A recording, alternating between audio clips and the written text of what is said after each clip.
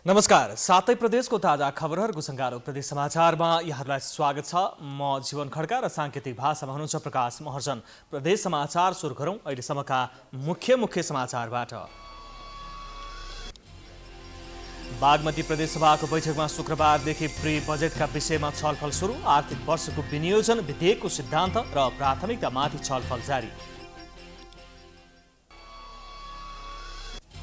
गण्डकी प्रदेश सरकारद्वारा पूर्व पदाधिकारीलाई सुविधा दिने गरी कानुन निर्माण गर्ने तयारी।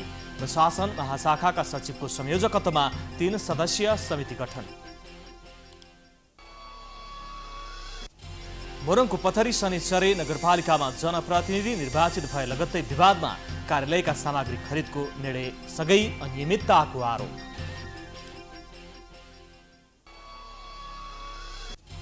र सुनवल नगरपालिका भित्रका नदीजन्य वस्तुको उत्खननमा स्थानीयको चासो। नदीजन्य वस्तुको सही सदुपयोग हुनुपर्ने नगरवासीको माग।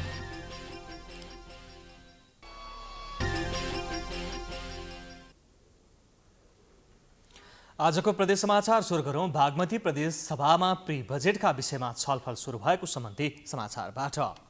बागमती प्रदेश सभामा प्री बजेटका विषयमा शुक्रबारदेखि छलफल सुरु भएको छ। शुक्रबारबाट सुरु भएको प्रदेश सभाको 10औं अधिवेशन अन्तर्गत शनिबार बसेको बैठकमा प्रदेश सरकारको आगामी आर्थिक वर्षको विनियोजन विधेयक 2079 को सिद्धान्त र प्राथमिकतामाथि छलफल भएको हो। बैठकमा दलगत रूपमा सांसदहरूले विनियोजन विधेयक 2079 को सिद्धान्त र प्राथमिकतामाथि छलफलमा भाग लिएका छन्। बैठकमा 28 जना सांसदहरूले धारणा राखेका थिए।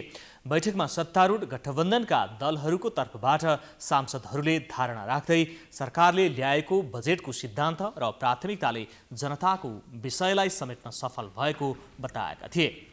उनीहरूले विगतमा लामो समयसम्म सरकारको नेतृत्वमा रहेको एमाले विरोध गर्नका लागि सरकारको विरोध गरेको बताए। यता प्रदेशको प्रमुख प्रतिपक्षी दल नेकपा एमालेका सांसदहरूले सरकारले विगतका योजनाहरू काट्ने मात्रै काम गरेको बताए। उनीहरूले विगतको सरकारले ल्याएका राम्रा योजना काटेको आरोप लगाए। यसैगरी बागमती प्रदेशका प्रतिपक्षी दल विवेकशील साझा पार्टी र नेमकेपाका सांसदहरूले सरकारले 5 वर्षे यात्रालाई समीक्षा गर्नुपर्ने बताए। उनीहरूले सरकारले बजेटको प्राथमिकता भन्दा पनि बजेट खर्चमाथि समीक्षा गर्नुपर्ने बताएका थिए। उनीहरूले सरकारले आगामी आर्थिक वर्ष 2079-80 को लागि ल्याएको प्री बजेटमा दलगत र क्षेत्रगत विभेद गरिएको आरोप लगाउँदै त्यसमाथि असन्तुष्टि जनाएका छन्।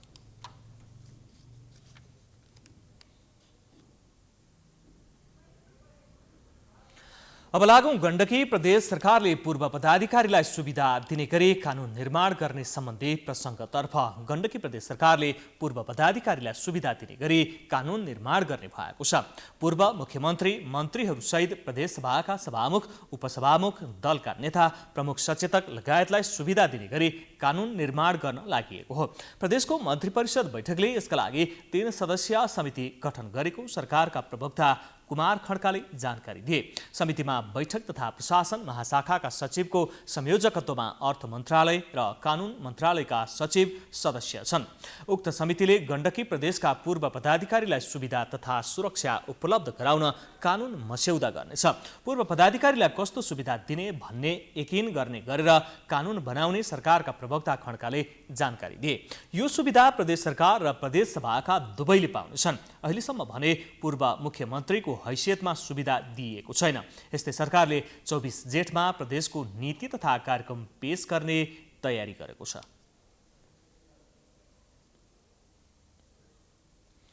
अब लागौं लुम्बिनी प्रदेश सरकारले 15औं गणतन्त्र दिवस विभिन्न कार्यक्रम गरी मनाउने सम्बन्धी समाचारतर्फ। लुम्बिनी प्रदेश सरकारले 15औं गणतन्त्र दिवस विविध कार्यक्रम गरी 3 दिनसम्म मनाउने भएको छ। लुम्बिनी प्रदेशको आन्तरिक मामिला तथा सञ्चार मन्त्रालयले पत्रकार सम्मेलनको आयोजना गरी कार्यक्रमको तयारीबारे जानकारी गराएको हो। 3 दिने कार्यक्रम अन्तर्गत आज शनिबार प्रदेशको शिक्षा विज्ञान युवा तथा खेलकुद मन्त्रालयको बुटवलमा खुल्ला दौड प्रतियोगिता गर्ने। 15 गते प्रदेश प्रमुख अमिक शेरचनको प्रमुख आतिथ्यतामा विशेष कार्यक्रम आयोजना गरिएको र सो कार्यक्रममा प्रदेशका मुख्यमन्त्री कुलप्रसाद केसीले सम्बोधन गर्ने तथा 16 गते प्रदेशको कुनै एक ठाउँमा फलफुल तथा अन्य बिरुवा रोपण गर्ने कार्यक्रम तय भएको आन्तरिक मामिला तथा सञ्चार मन्त्रालयले जनाएको छ। कार्यक्रममा आन्तरिक मामिला तथा सञ्चार मन्त्री तिलकराम शर्माले मुलुकमा गणतन्त्र ल्याउन पत्रकारहरूको भूमिका महत्त्वपूर्ण रहेको भन्दै गणतन्त्र दिवस सफल बनाउन पत्रकारहरूलाई आग्रह गरे।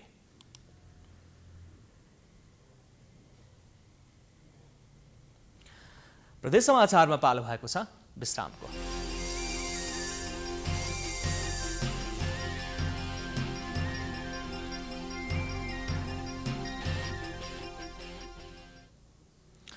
विश्रामपछि पुनः स्वागत छ। अबको पालोमा मोरङको पथरी शनिसरे नगरपालिकामा नवनिर्वाचित जनप्रतिनिधिले कार्यालय सामग्री खरिद गरेको सम्बन्धी समाचार। स्थानीय तहको निर्वाचनबाट आएका जनप्रतिनिधिले स्रोत र साधनको परिचालन र जनताको सेवा सुविधाका लागि पहिलो निर्णय भन्दै हस्ताक्षर गरिरहेका छन्।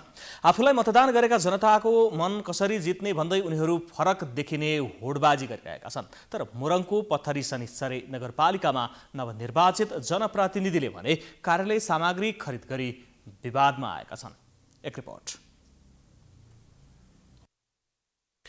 मोरङको पथरी शनिसरे नगरपालिकाका नवनिर्वाचित प्रतिनिधिले पद तथा गोपनीयताको शपथ लिएर पदभार ग्रहण गरेसँगै कार्यालयका लागि सामान खरिद गरेपछि विवादमा आएका छन्। जनप्रतिनिधिले 16 लाख मूल्य बराबरका सोफा सेट खरिद गरिदिएपछि चौतर्फी आलोचना भएको छ। पहिलो दिनमा नै बस्नका लागि भन्दै 16 लाख मूल्य बराबरको नयाँ कुर्सी, टेबल र सोफा सेट खरिद गरेका छन्। वैशाख 30 गते सम्पन्न स्थानीय तह निर्वाचनबाट विजयी बनेका नगर प्रमुख मोहन तुम्बाफो, उपप्रमुख देवीमाया काफले लगायत 10 वटा ओडा रहेको पालिकाका सबै ओडा कार्यालयहरूमा नयाँ जनप्रतिनिधि आएसँगै नयाँ कुर्सी, टेबल र सोफा सेट खरिद गरिएको छ। पहिलेका सबै सरसामान रहँदै गर्दा पनि अनावश्यक खर्च बढाएको भन्दै स्थानीयले आलोचना समेत गरेका छन्। तर नगरपालिकाले भने अघिल्लो जनप्रतिनिधिका पालामा भएको निर्णय कार्यान्वयनमा आएको दाबी गरेका छन्। नगर परिषदको नगर परिषदले नै पास गरेको फर्निचरहरू किन्नुपर्ने, विभिन्न शाखाहरूलाई चाहिँ फर्निचर आवश्यकता परेको, वडाहरूलाई पनि दिनुपर्ने फर्निचर आवश्यकता भएको हुँदाखेरि फर्निचर शीर्षकमा हामीले पैसा छुट्याएको थियौँ। त्यो नगर परिषदले पास गरेको छ, जसमध्ये हामीले त्यही रकमभित्रबाट हामीले खरिद गरेको भन्ने उहाँहरूले चाहिँ मलाई बताउनुभएको थियो। नगरपालिकामा रहेको सुकुम्बासी समस्या, फोहोर व्यवस्थापन, लागू पदार्थ दुर्व्यसनी बढ्दै गए पनि समस्या सुधारमा चासो नदिई विलासिताका वस्तु खरिदमा मात्रै लाग्न थालेको भन्दै नगरवासीले आपत्ति जनाएका छन्। नयाँ जनप्रतिनिधि आउँदा नयाँ कुर्सी व्यवस्थापन गर्नु त ठिकै हो, तर कुर्सीदेखि सोफा सेटसम्म फेरेपछि नयाँ जनप्रतिनिधिहरूको आलोचना हुन थालेको छ। केही वर्ष अघि मात्रै खरिद गरिएका फर्निचरहरूले अहिले पनि पूर्ण रूपमा काम गर्दै आएको स्थानीयको भनाइ छ। जनताको काम गर्ने अठोटका साथ निर्वाचित भएका जनप्रतिनिधिहरूले जनताको कामलाई सुरुवातदेखि नै चासो दिन जरुरी छ। अबको पालोमा झापाको दमकमा सुन्दरी प्रतियोगिता जिताउने प्रलोभन देखाउँदै यौन दुर्व्यवहार गर्ने एक व्यक्ति पक्राउ परेको सम्बन्धी समाचार। झापाको दमकमा सुन्दरी प्रतियोगिता जिताउने प्रलोभन देखाउँदै यौन दुर्व्यवहार गर्न खोज्ने एक व्यक्ति पक्राउ परेका छन्। सुन्दरी प्रतियोगिताका नाममा देशका विभिन्न स्तरमा किशोरीहरू यौन दुर्व्यवहारको शिकार बनिरहेका घटनाहरू सार्वजनिक भइरहँदा झापाको दमकबाट पनि एक व्यक्ति पक्राउ परेका छन्। दमकमा सञ्चालनमा रहेको मिस्टर एन्ड मिस कलेज 2022 को आयोजना संस्था शङ्कर आर्ट्स फाउन्डेसनका निर्देशक लालबहादुर शङ्करले किशोरीमाथि यौन दुर्व्यवहारको प्रयास गरेपछि उनी पक्राउ परेका हुन्। दमक घर भएकी 17 वर्षीय किशोरीको उजुरीपछि प्रहरीले शङ्करलाई पक्राउ गरेको हो। उनले फेसबुक मेसेन्जर तथा व्हाट्सएप मार्फत आफूसँग नजिक भएमा प्रतियोगिता जिताइदिने भन्दै यौन दुर्व्यवहार गरेको किशोरीले उजुरीमा उल्लेख गरेकी छिन्। ती युवतीले सामाजिक सञ्जाल फेसबुकमा शङ्करले आफूलाई सेक्सुअल हेरेसमेन्ट गरेर मानसिक तनाव दिनुका साथै आफूप्रति खराब नियत राखेर दुःख दिएको भनेर पोस्ट गर्दै शङ्कर आर्ट फाउन्डेसनले सञ्चालन गर्ने सुन्दरी प्रतियोगितामा भाग लिनु अगाडि राम्रोसँग विचार गर्न अनुरोध गरेकी छिन्।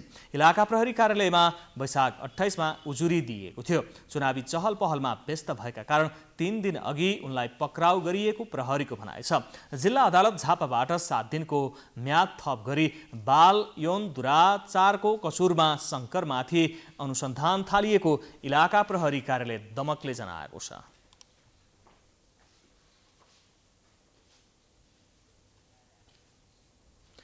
प्रदेश समाचारमा पुनः पालो भएको छ विश्रामको।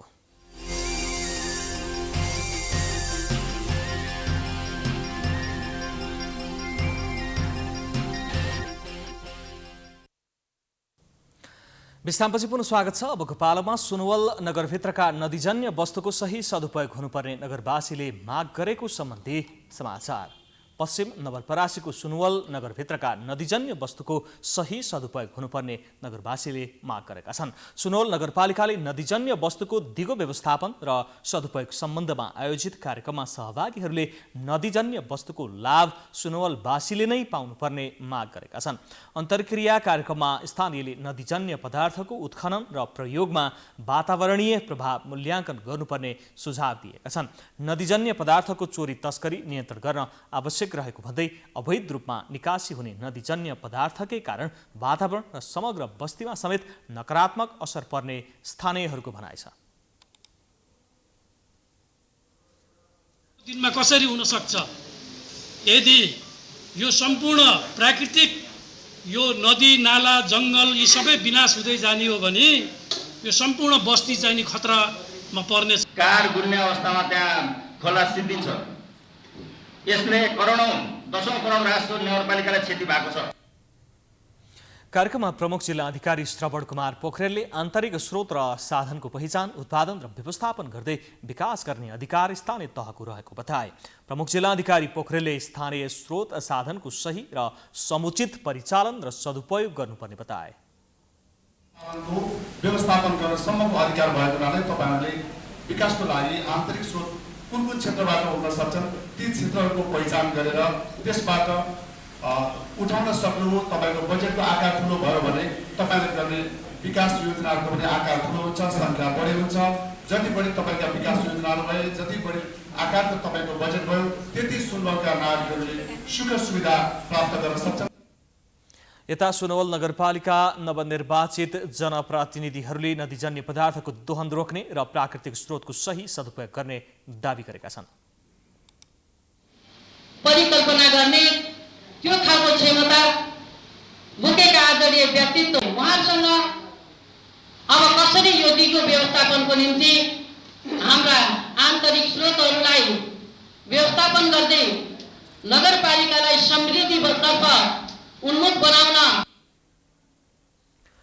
सुनवल नगरपालिका भित्र तुरिया, पानभार, विशाशय लगायतका नदीहरू रहेका छन्।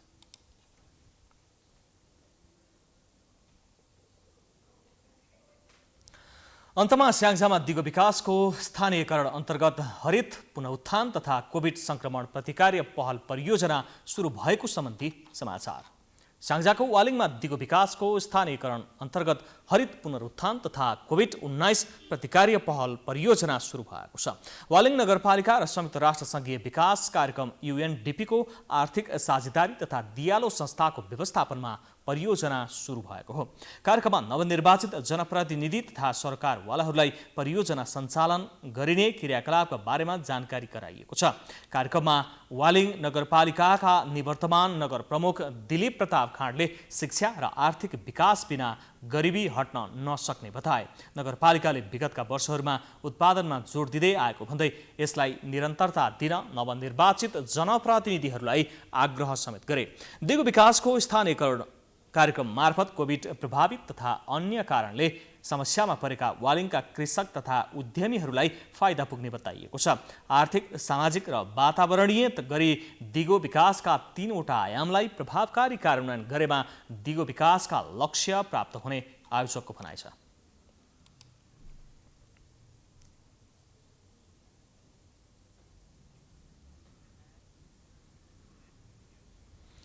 हामी प्रदेश समाचारको अन्त्यमा आइपुगेका छौं। जाँदा जाँदै मुख्य समाचार पुनः एकपटक।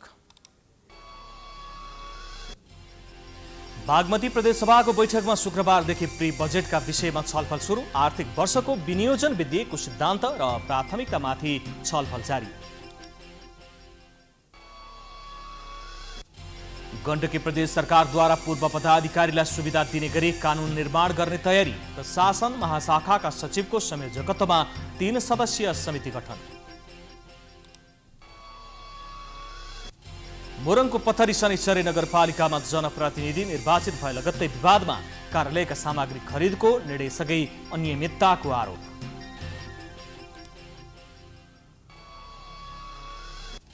र सुनवल नगरपालिकाभित्रका नदीजन्य वस्तुको उत्खननमा स्थानीयको चासो, नदीजन्य वस्तुको सही सदुपयोग हुनुपर्ने नगरवासीको माग।